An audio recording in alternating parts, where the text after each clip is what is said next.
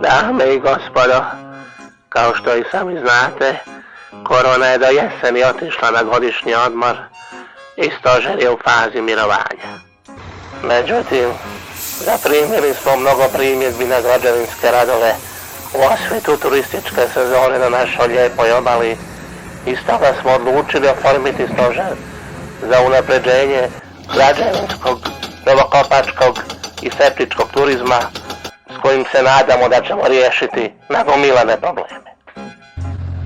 Ekskluzivni turistički paket aranžman prigodnog naziva Građevinar Deluxe naš je prvi korak ka oživljavanju tih neiskorištenih grana hrvatskog turizma. Hvala našoj vladi na ovoj fantastičnoj akciji. Kao što vidite, ko mene je jedna obitelj iz Njemačke, mali trude radili pločice, čača je na iskopima, mali Helmut na pikameru i matna mišalica. Nisu puno zahtjevni, radu u 7 ujutro do 8 na večer, uživaju, njima je ovo odmor iz stola govore. Plaćaju 150 eura dnevno, a najviše vole tirorsku gaunu.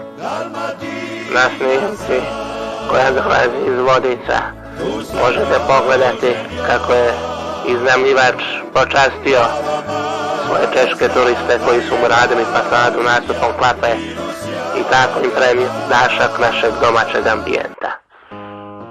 To je istinska i prava vrijednost građevinskog turizma.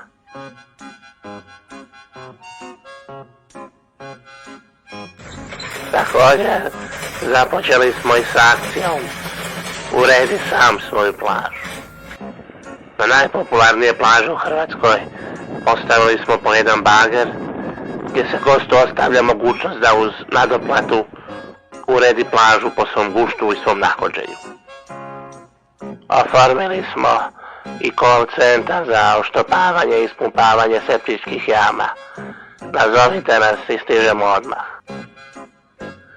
Omogućite vašem gostu da doručkuje uz predivne mirise ispumpavanja vaše jame. Uvjereni smo da će ove mjere koje smo poduzeli pridonijeti boljitku našeg turizma. Želimo vam svima uspješnu sezonu. Živjeli!